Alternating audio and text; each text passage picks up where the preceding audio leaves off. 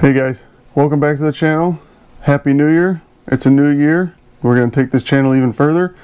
Thank you for subscribing. Thank you for coming back. Be sure, if you're new to the channel, to subscribe. There'll be a link below, or at the end of the video have a subscribe button. Today I'm going to get back to the basics, and I want to do a video on furnace maintenance and hot water tank maintenance. And then I'll talk about humidifying and stuff like that. Just basic stuff, what we're gonna, what you need to do to maintain certain things. Obviously I'm working in a small space, so I apologize for any echoing. I got some extra light in here. I'm trying to make it as decent as possible. So in this little room here is where I have my hot water tank and my furnace, if you can see it. I also have a house humidifier right here that I hooked up last year. So basics, both things get gas. That's why there's a gas line here. It is gas powered. You can obviously get electric powered. Nothing's really different. You still get cold water in, hot water out. And the vent is the same, it's just powered, so it's basically the same type of thing of hot water tank. So you have your system here, which turns it on and off. If you're familiar with it, there's a dial here, turn up the temperatures, yada yada. What you need to do, and most people don't tell you, is you should flush these once in a while, maybe like every couple of years, every year or two. And to do that, there's a drain here. Most of them, they'll either have just a turn knob like any other drain, like a hose drain. This one happens to have just a flathead screwdriver to open it up. And just basically what you want to do is you're going to shut off the cold water, which is your valve that's going to be right here. It'll be the valve on the cold water side. Mine obviously says a shut off. But you look for the cold on top of the tank. I don't know if you can see it or not. It says cold right here. So that tells you which cold. Most tanks, I think, say that. So turn the water off. You're going to open that up. You're going to hook a hose up to it. Now the other hard part is going to be finding somewhere in the basement to drain this. Most people have sump pumps or something like that. You could drain it into the sump pump. Unless you're on the first floor, then you could take it, right outside or something like that. Either a sump pump, or if you have a wash basin for like your laundry or something down there. The wash basin's probably about yay high, so if you put the hose in the wash basin, it will empty most of this out, and then you can just give it a go. What you're going to do is just empty out what's in here. Then you're going to run the cold water with this open and just kind of agitate the stuff that's in there. So you do that a couple times, let it drain out a couple times, and then if you want to, you can fill it all the way back up and then let it drain once more to make sure you get the most out of it. But really all you want to do is just, you want to open this up once in a while, drain it out, agitate it with some fresh water by turning that valve on for like 15 seconds, and then make sure you drain all that out as much as possible. And you'll see it. I mean, if you look in the sink, you'll probably see some little grit and stuff like that, some little metallic stuff. So do that, drain that out. You're going to close this back up, open that valve up, let it fill up, and then what you're going to want to do is on the hot valve somewhere upstairs, one of the sinks or something like that, you're going to want to open those valves to let the air out, because you'll end up getting a little air when you fill this thing back in. Once you do that, obviously I didn't say, you're going to want to turn this down, VAC button on there. You turn the dial all the way down to VAC, and what it does is it just turns it not off, but it just puts it in like limbo mode, so it doesn't turn on at all when you're so if you're going on a vacation, it would just turn off so you're not wasting energy. Hopefully this sounds good. I have my new microphone finally, so this is the first video I'm trying it out.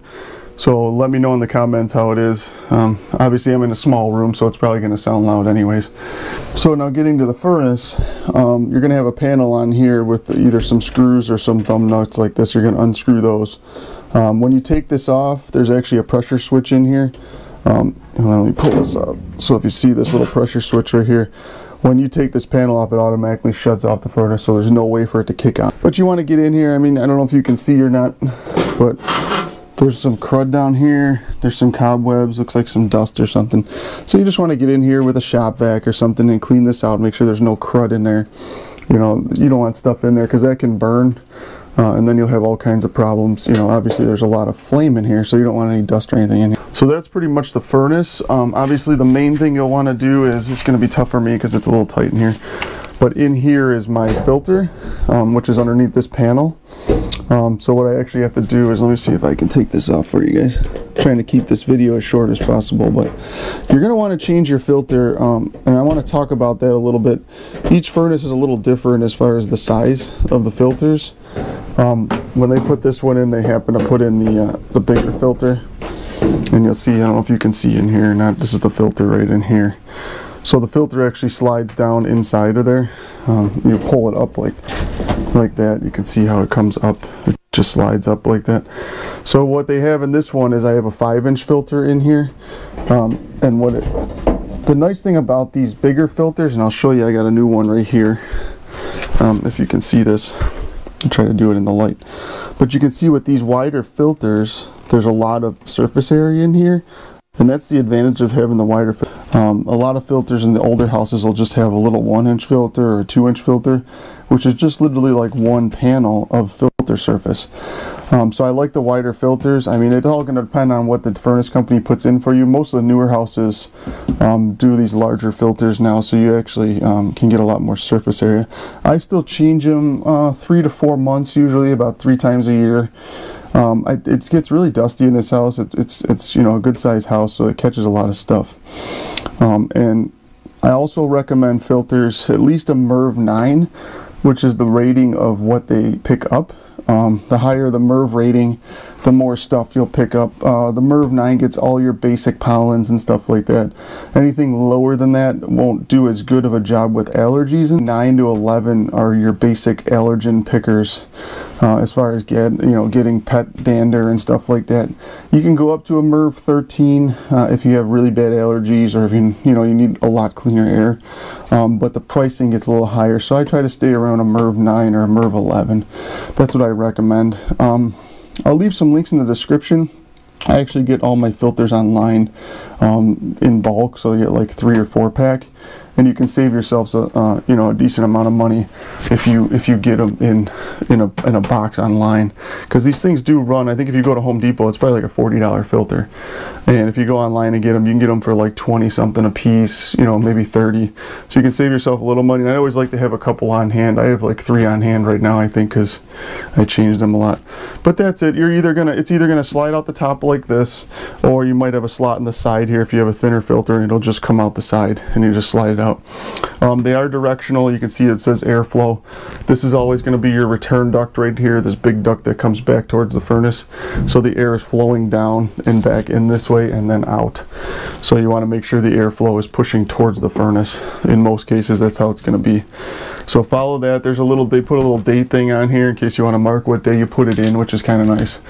So I recommend that. So that's the basics of that. There's not much more you'll need to clean in there. I say just keep the dust out of the bottom of this thing, any crud that got in there. Change your filter 3 to 4 months, at the most 6 months. You'll know when you pull it out. You can see, I mean, mine just got changed like a month ago, so it won't be that dirty. But you pull it out, you'll see that it's actually gray in there because you can see all the dust that it pulled through. So that's the basics of that. 2 things you want to do maintaining that. Like I said, if there's an issue with your furnace, either it might be the fan that died. There is electronics, there's sensors and stuff in here.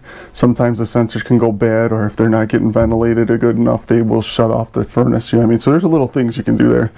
But in most cases, in my case, when I've dealt with hot water tanks or furnaces, I'd say 90% of the time it's a thermocoupler issue, because they do get dirty. They're right in the flame, so they burn, with the flame. So the carbon does build up. And if you get to that point, let me know. I can show you how to do it. It's just a matter of getting in there with some sandpaper, and you just take a little sandpaper and just sand it off a little bit so it cleans it up, and most of the time that'll work. You can replace them if they do go bad, but most of the times they just need to be cleaned. So that's for that. I'll just do a quick show of the humidifier. Now I prefer the whole house humidifier. You can actually get little ones, obviously, to put in your bedrooms and stuff like that, but I do like these whole house ones. Let me see if I can give you a quick view one-handed here. But you can see it's just it's a filter, and what happens is the water flows down from the top through this filter, and then it just gets blown in with this fan. There's a fan on here. So what happens is when this is on, let's see if I can just put this back on here real quick.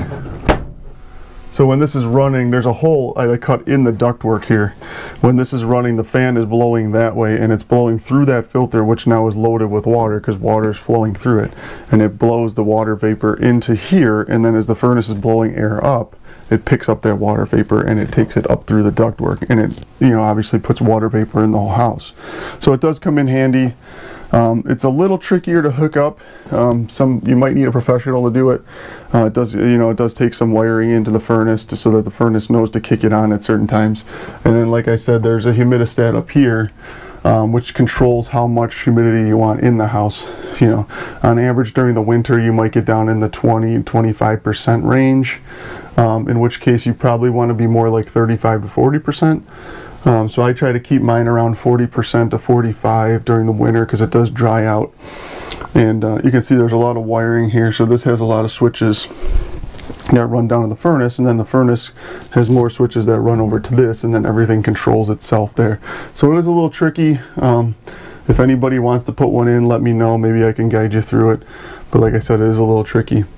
So I'm not going to get into it too much, but yeah, it's all the basics is this reads the humidity that comes back from the return here in the house, so it knows what, you know, getting sent back to it, and then that'll adjust and turn everything on and off accordingly. So that's the basics for now. Like I said, you just want to change your filters, your furnace filters. It's pretty simple. If you have any questions, leave a comment. The size is usually written on the filters. Like you can see, mine is 16 by 25 by 5. You know, it'll say right on there what the size is, so when you go online, I'll leave some links. You can get them right on Amazon. You can find places that sell multiple quantities of them, you know what I mean, because you can buy them in bulk. If you have a thinner filter, you can probably get like a 6-pack, so you have a bunch of them on hand. But let me know. I'll link it in the description. Just go on Amazon, punch in what number it is, 16 by 25 by 1, you know, furnace filter. And then, like I said, find like a nice MERV 9 or MERV 11, and you'll be perfectly happy with that. So it does happen. It's just, you know, it's all in maintenance. Definitely want to keep it clean. Make sure there's nothing underneath your hot water tank, you know, as far as dust and any debris or anything. And same with the furnace. Like I said, just pop that cover off once in a while. Make sure you just get a little shop vac attachment, get in there and suck the stuff out.